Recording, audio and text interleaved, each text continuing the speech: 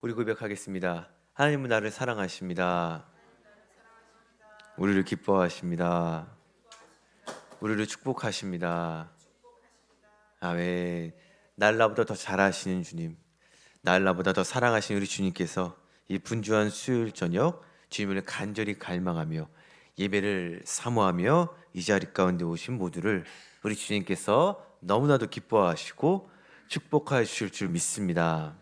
오늘은 요한복음 7가지 표적 중에 6번째 시간, 태어날 때부터 맹인된 사람을 고치신 그러한 사건입니다. 오늘은요, 이제 날 때부터 맹인인 사람, 날 때부터 일생 동안 예루살렘 거리 한쪽 모퉁이에서 구걸을 하는 그러한 처량한 신세인 한 맹인이 등장을 하게 됩니다. 부모도 친척도 친구도 없었던 모양입니다. 아마 추측컨대 이 소경은 남들이 다니는 학교를 다니지 못했을 것입니다. 그 몸으로 길가에 앉아서 평생을 구걸하며 남들의 손가락질을 받으며 멸시와 천대를 받아 죽지 못해 겨우겨우 오늘을 살아가는 그러한 처량한 불쌍한 모습이었을 것입니다. 남들은 결혼도 하고 가정도 이루고 직장도 다니고 했지만 그 맹인은 날 때부터 이 세상의 아름다움도 보지 못한 채 날마다 모든 사람으로부터 소외당하며 그렇게 사는 그런 인생이었죠. 이 날 때부터 맹인인 사람의 소문은 이제 예수님의 제자들도 알았던 모양입니다. 하루는 예수님과 제자들이 예루살렘에 들어오시다가 구걸하고 있는 어떤 소경을 만나게 됩니다. 본문 속에 예수님의 제자들은 이 맹인, 이 소경을 보자 이렇게 이야기합니다. 우리 2절을 읽겠습니다. 2절 시작. 제자들이 물어 이르되 랍비여, 이 사람이 맹인으로 난 것이 누구의 죄로 인함이니까? 자기니까 그의 부모니까? 아마 제자들은 오늘 이 맹인을 처음 본 거는 아닐 거예요. 아니면 소문을 익히 알고 있어서 이 맹인이 태어날 때부터 맹인으로 된 것을 알고 있었던 그러한 상황이었죠. 그러면 이 맹인이 누구 때문에 이렇게 태어날 때부터 눈이 안 보이게 태어난 겁니까? 자기의 죄 때문입니까? 아니면 그의 부모의 죄 때문에 지금 이 맹인이 이렇게 태어난 것입니까? 이것을 예수님께 궁금해하며 물어보고 있는 거예요. 그 병이 어디서 온 것이냐? 누구 때문에 이러한 고통을 겪고 있는 것이냐? 이것은 그 당시 제자들뿐만이 아니라 그 당시 유대 사람들 대부분이 가지고 있었던 그러한 생각과 관념 때문이었습니다. 그들은 앞을 못 보는 사람을 보면 무조건 죄 때문에 그러한 형벌을 자기가 받고 있다고 생각했습니다. 그리고 사람들이 안쓰러워하는 이제 고통이나 불행을 전부 그의 죄값 혹은 그의 부모나 조상들의 죄값이라고 이렇게 이야기했죠. 이거는 유대뿐만이 아니라 이제 전 세계적으로 공통적인 그러한 통념이었습니다.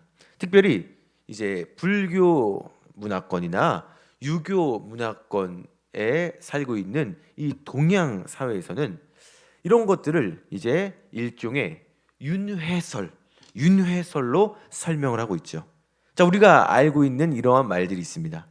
지금 제가 저렇게 아픈 것은 조상의 죄 때문이다.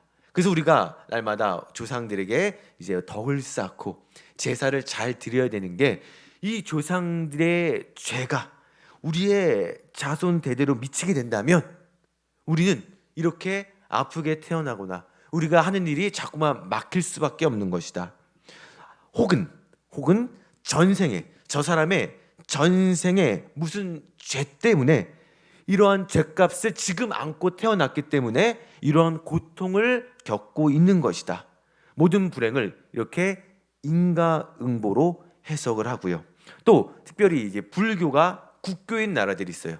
불교가 국교인 나라들은 이제 선천적인 장애를 갖고 있는 자들을 거의 이제 전생에 죄가 많아서 그렇게 태어났다고 또 해석을 하기도 합니다. 지금도 사실 마찬가지예요.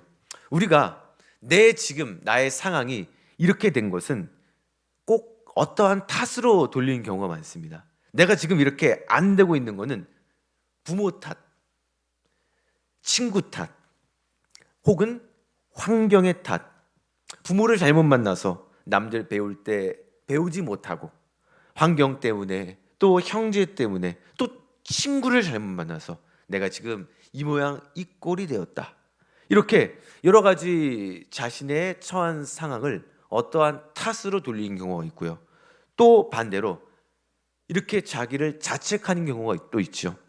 내가 잘못해서, 내가 무능해서, 내가 노력하지 않아서, 내가 부족해서 망했어.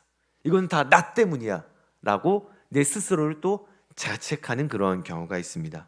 탓으로 돌리거나 아니면 이건 다 나 때문이야 하며 스스로 자책하며 절망적인 인생을 살아가는 경우가 있다는 거예요. 자, 그런데 이러한 상황 가운데 예수님께서는 어떻게 그럼 대답을 해 주셨을까요? 사실은 이거는 제자들도 궁금했을 뿐만이 아니라 지금 맹인도 궁금했을 거예요. 자, 귀는 들려요, 맹인이? 생각해보니까 내가 왜 이렇게 태어난 거지? 제자들이 지금 예수님께 맹인 앞에서 물어봤으니까 들렸을 거예요. 맞아, 내가 왜 이렇게 태어난 걸까? 예수님은 뭐라고 대답을 하셨을까? 진짜 부모의 죄 때문인가? 아니면 내 죄 때문인가? 뭘까? 제자들도 궁금하고 지금 맹인 당사자도 궁금한 이 상황에서 예수님께서는 그러면 뭐라고 대답을 하셨을까요? 우리 3절을 읽겠습니다. 3절 시작. 예수께서 대답하시되 이 사람이나 그 부모의 죄로 인한 것이 아니라 그에게서 하나님이 하시는 일을 나타내고자 하심이라. 이 사람이 앞을 보지 못한 까닭은 그의 부모의 죄도 아니고 자신의 죄도 아니라 하나님이 하시는 일을 나타내고자 하셨다. 어떻게 보면은 제자들의 물어보는 의도와는 조금 다른 말씀을 하고 계시는 거예요. 맹인도 이게 무슨 말일까? 지금 내가 이렇게 태어난 거는 그럼 결국 하나님의 뜻이라는 거야? 자, 이 소리를 들은 그럼 당사자 맹인은 지금 어떠한 마음일까요? 아니, 좀 들어보니까 너무하십니다, 주님. 제가 이렇게 힘들게 살고 있는데 이게 그러면 하나님의 뜻이라는 겁니까? 제가 이렇게 태어나고 고통스럽게 살아가는 게 하나님의 섭리였단 말입니까? 이렇게 그동안에 억누르고 있었던 감정이 폭발했을 수도 있어요. 아마 내가 맹인이라면 또 그렇게 분명히 느꼈을 수 있을 거예요. 또 아니면 반면에 체념을 하면서 맞아, 이게 내 운명이었구나. 난 또 뭐 죄 때문에 그런 줄 알았더니 그냥 하나님이 나를 이렇게 만드셨구나 하며 체념하면서 하나님 너무하시네. 어떻게 나를 이런 뜻으로 만드셨을까? 뭐 이렇게 생각했을 수도 있을 거예요. 맹인의 입장에서는 충분히 그럴 수 있어요. 제가 이렇게 스토리식으로 말씀을 드리는 거는 우리가 그림을 그려야 되잖아요. 그냥 이게 맹인 그려놓고 예수님 그려놓고 하는 것이 아니라 감정을 한번 이입을 해보면 표정에서도 나타날 수 있죠. 지금 맹인의 표정이 어떤지 굉장히 억울하면서도 체념하면 그러한 모습을 우리가 상상할 수 있을 거예요. 자, 그러면 하나님이 하시는 일을 나타내고자 하시는 그 뜻이 무엇이었을까요? 요거는 잠시 후에 공개되고. 자, 우린 또 여기서 다른 의문점이 듭니다. 제자들은 굳이 왜 이 맹인 앞에서 앞을 보지 못하는 것과 이 죄가 무슨 연관이 있기에 이렇게 질문했던 것일까요? 굳이 이 맹인 앞에서, 왜 개맹인 기분 나쁠 거 아니에요? 아니, 내 앞에서 지금 뭔 이야기를 하고 있는 거야? 뭐 죄 때문이라고? 굳이 그럼 왜 제자들은 이 앞이 못 보는 맹인 앞에서 예수님에게 이 원인을 죄로 이렇게 결부시켜서 이야기하고 있는 것일까요? 주님께서는요, 이런 제자들의 질문에 해답을 주고 계시는 거예요.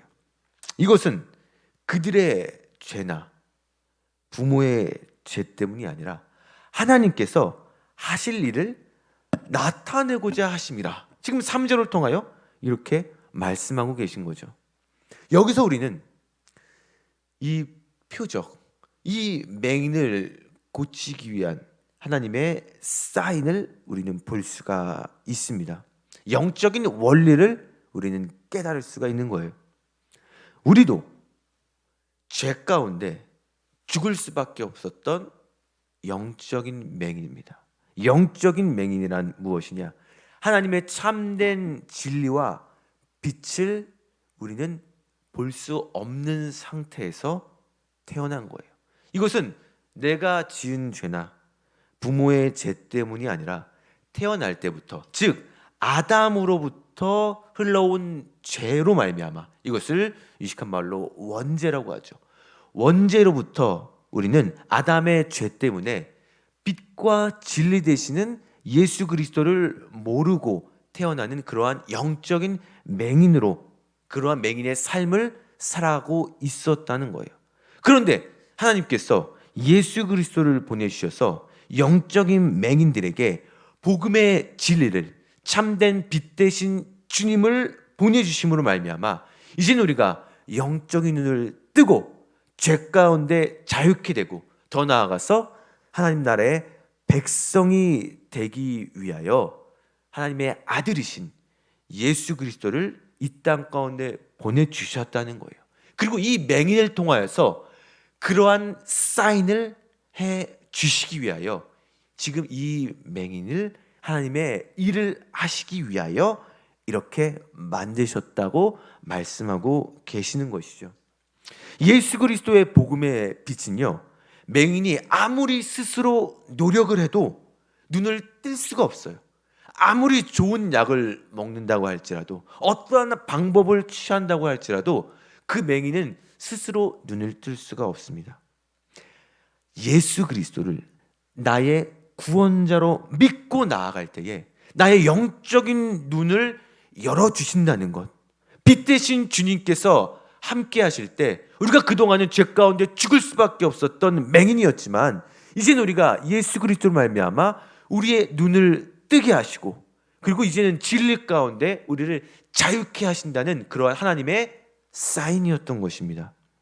우리 또 4절과 5절을 우리 같이 읽겠습니다. 4절 5절 시작. 내가 아직 낮음에 나를 보내신 이의 일을 우리가 하여야 하리라. 밤이 오리니 그때는 아무도 일할 수 없느니라. 내가 세상에 있는 동안에는 세상의 빛이로라. 예수님은요, 하나님께서 일을 하시는 것을 나타내신다고 하면서 이제 빛과 이제 연관시켜서 말씀을 하십니다. 나를 보내신 이의 일, 즉 하나님께서 우리가 할 일을 하게 하시는데요. 그런데 밤이 올 때는 아무도 일할 수 없고 지금 내가 있는 동안이 세상의 빛이라고 말씀하고 계십니다. 그러면 이 말씀에 담긴 의미는 무엇일까요? 이제 주님께서 곧 십자가에 달리실 것을 암시하고 있는 그러한 말씀입니다. 주님이 함께 하시는 동안은 낮이에요.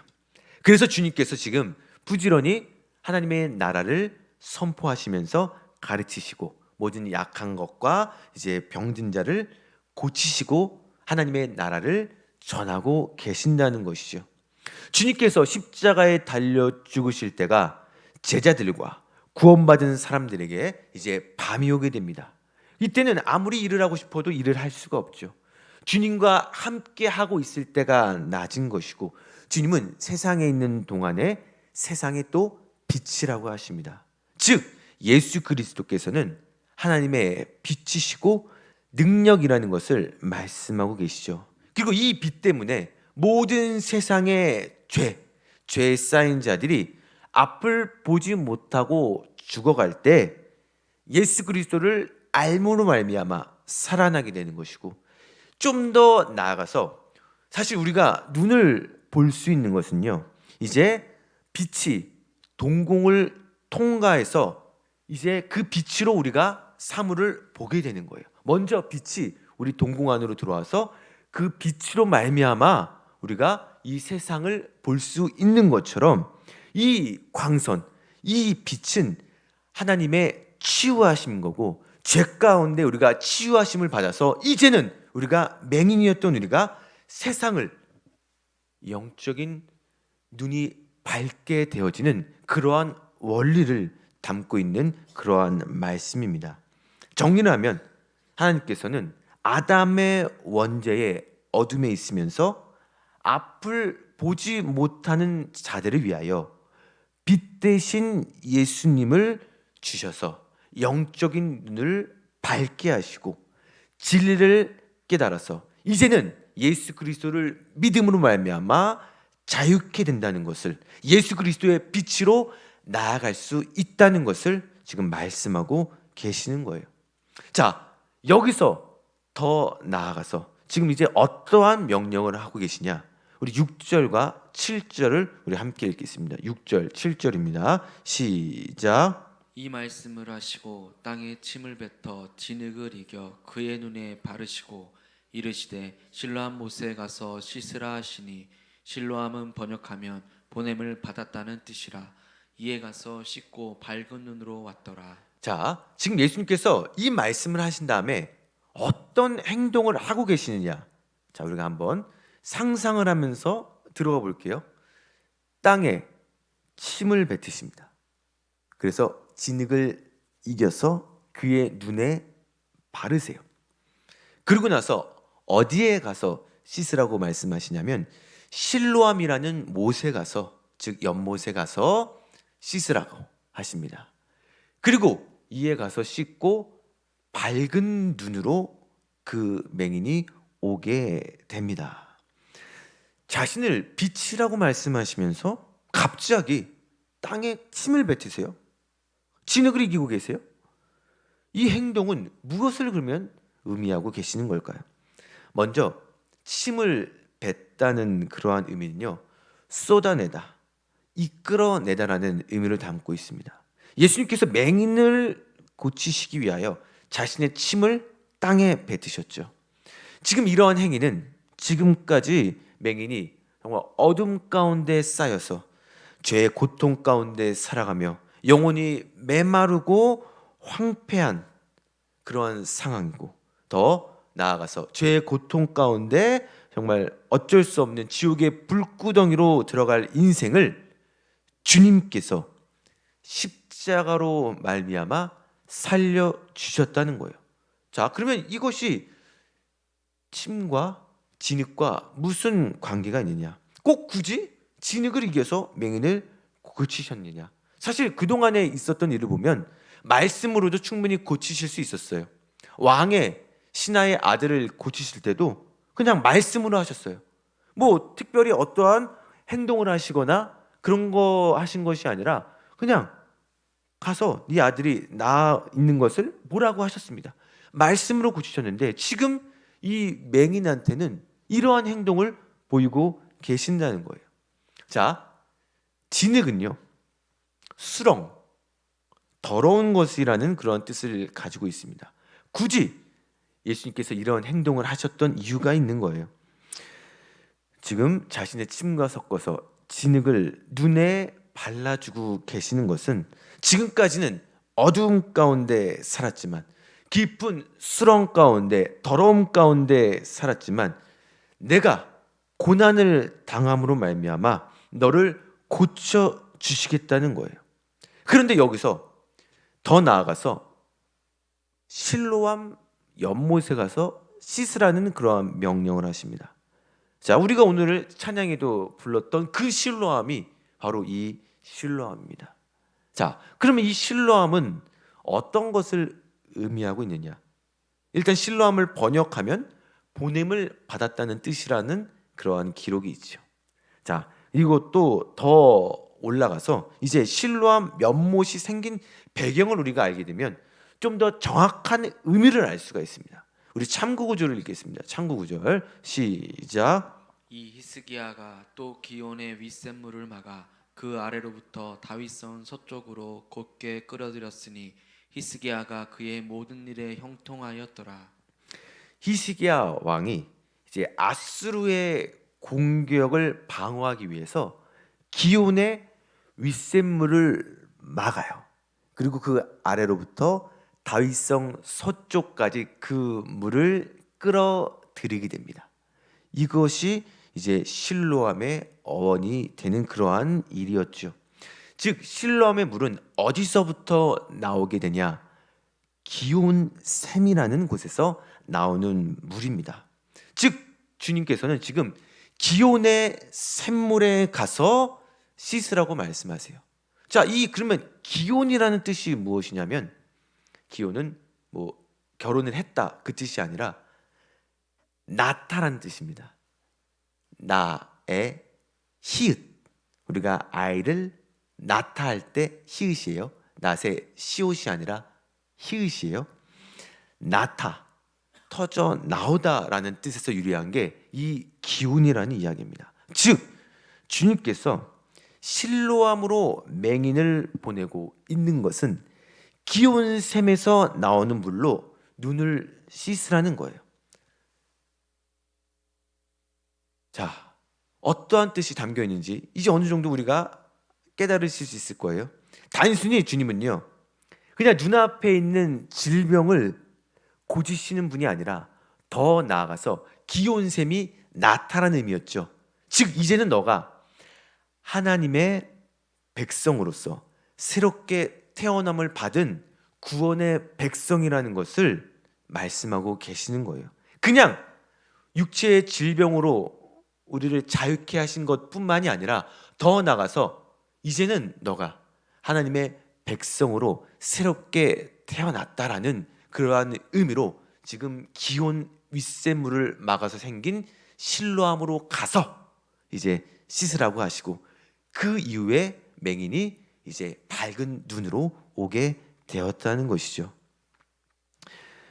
기온샘에서 나오는 물을 통하여 새롭게 빛을 볼 수 있는 자, 즉 하나님의 자녀로서 새롭게 탄생하게 되었다는 것이죠.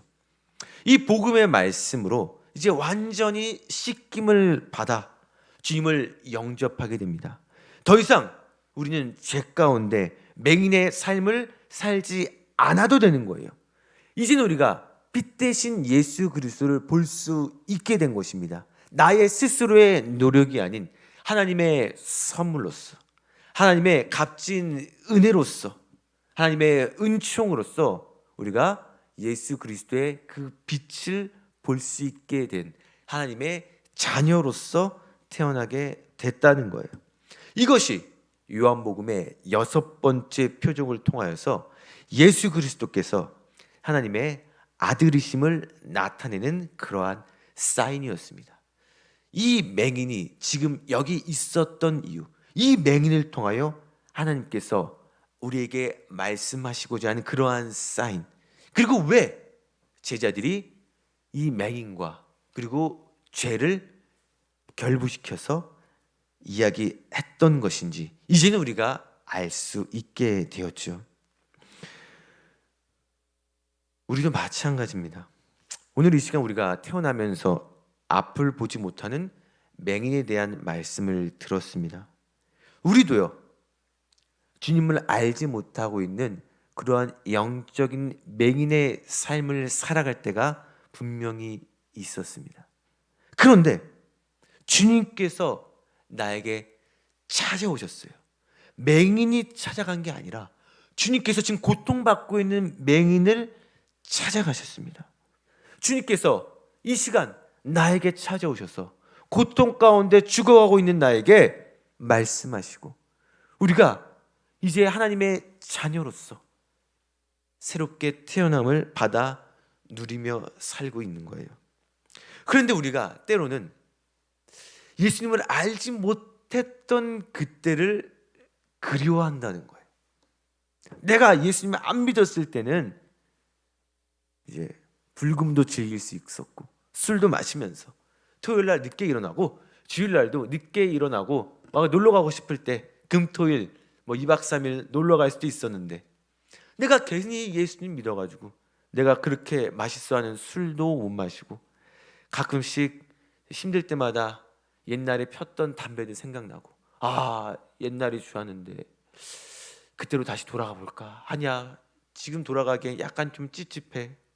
뭐 이루가 영적인 맹인의 삶을 그리워할 때가 있다는 거예요. 그때 우리의 상황은 우리가 깨닫지 못하고 그냥 그때가 좋았지, 괜히 예수님 믿었네. 혹시 이러한 모습이 나의 모습은 아닌가요? 우리가 정말 영적으로 죽어가고 있을 때 우리의 소망 한 번이라도, 그 맹인의 소망은 한 번이라도 눈을 떠서 남들이 이야기하는 이 밝은 빛을 보는 게 아마 소원이었을 거예요.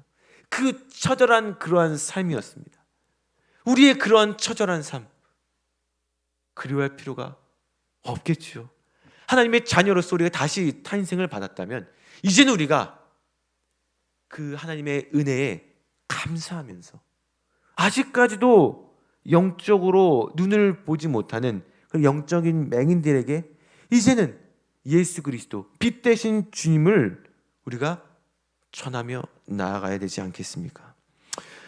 주님께서 나에게 찾아오셔서 진흙으로 침을 뱉으시고 주님을 바라보지 못하고 죽어가고 있는 나에게 말씀하십니다. 그리고 더 나아가서 실로암, 하나님의 자녀로 재탄생되는 그러한 기쁨을 누리게 하셨죠. 그래서 실로암 그 찬양의 가사가 우리가 주님을 처음 만난 그때를 나는 아직도 기억한다. 영적으로 나를 재탄생시켰던 그 주님과의 첫사랑, 그것을 내가 감사하며 나아간다는 그러한 찬양의 고백을 우리가 하고 있는 거예요. 이제는 우리가 실로암 단순히 그냥 신나고 그냥 좋은 찬양이 아니라 이러한 영적인 의미가 담겨져 있었구나. 이제는 우리가 주님을 처음 만난 그때 첫사랑의 감격을 생각하면서 우리가 자꾸만 믿음이 식어질 때마다, 자꾸 세상의 것을 바라보며 추구하려는 마음이 생길 때마다 나를 재탄생시켜주신 주님, 나를 다시 탄생시키시고 나의 눈을 밝게 비춰주신 예수 그리스도의 그 은혜와 첫사랑의 감격을 기억하며 나아가는 우리 모두가 되시기를 소망합니다. 예수 그리스도의 십자가의 복음으로 말미암아 나의 죄를 깨끗이 해결하신 주님, 나의 힘이 아닌 주님의 은혜였습니다. 이제는 내 안에 누구도 막을 수 없는 빛이 있는 거예요. 여러분, 참된 빛은요, 아무리 가리려고 애를 써도 새어나오게 되어 있습니다. 우리가 요즘은 정전이 잘 일어나지 않아요. 워낙 이제 발전기가 잘 되어 있어서. 근데 예전에는요, 툭하면 아파트에 정전이 났습니다. 뭐 여기 계신 분들이 다 세대가 다를 테지만 제가 초등학교였던 90년대 그 당시 신축 아파트였는데 불구하고 한 달에 두세 번이 정전이 났어요. 요즘은 사실 뭐 아파트에 정전이 나는 경우는 거의 없죠. 그래서 우리가 이제 정전이 날 때 뭐 촛불을 켜거나 후레쉬를 켜죠. 지금도 가끔 정전이 나거나 뭔가 빛이 나오지 않을 때 요즘은 이제 핸드폰 후레쉬를 켜죠. 근데 정말 참된 빛은요, 아무리 우리가 손바닥으로 가리려고 해도 새어나오게 되어 있습니다. 빛은 아무리 세상이 어둡다고 해도 가릴 수 없다는 거예요. 내 안에 영적으로 우리를 새롭게 하시고 영적인 눈을 뜨게 하신 예수 그리스도의 정말 참된 빛을 우리가 갖고 있다면 아무리 세상이 어둡다고 해도 그 빛은 세상이 감당하지 못하는 거예요. 우리가 아무리 어렵고 힘든 상황이 있다고 할지라도, 세상이 우리를 아무리 공격하고 핍박하고 우리를 저 수렁으로 몰아 넣는다고 할지라도 우리 안에 참된 빛인 예수 그리스도의 그 부활의 소망을 갖고 있다면 우리는 아무리 세상이 가리려고 해도 가릴 수 없는 빛의 자녀인 것입니다.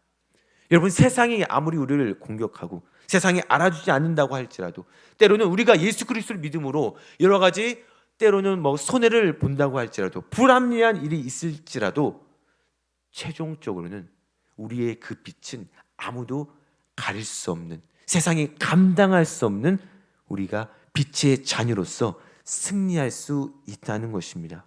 이것이 빛 대신 주님이 우리에게 허락하신 빛의 자녀의 특권이라는 거예요. 이제는 우리가 진리 안에서 너무나도 축복을 누리며 자유롭게 살아갈 수 있습니다. 영원한 하나님의 자녀가 되고요, 맹인이 앞을 보았을 때 얼마나 기뻤겠습니까? 그 첫 기쁨을 우리가 날마다 감격하며 감사하며 주님과의 첫사랑을 떠올리며 오늘 하루도 앞으로도 그 감격 가운데 사랑하는 모두가 되시기를 소망합니다. 영원한 죽음에 대해서 해결받은 것, 맹인이 눈을 뜬 것처럼 이제는 우리가 영원한 영적인 자유로움을 누릴 수 있게 되었고요. 이제는 빛 대신 예수 그리스도의 빛을 받아서 세상이 감당할 수 없는, 세상이 우리를 아무리 수렁으로 몰아넣는다고 할지라도 우리는 담대하게 나아갈 수 있는 그러한 특권을 가지게 됨을 감사하면서 주님과의 첫사랑을 기억하며 오늘 하루도 앞으로도 승리하는 빛된 주님의 자녀가 되시기를 간절히 축원합니다. 기도하겠습니다. 주님, 죄 가운데 죽을 수밖에 없었던 영혼, 영적인 맹인이었던 우리를 찾아오셔서 눈을 뜨게 하심에 감사를 드립니다.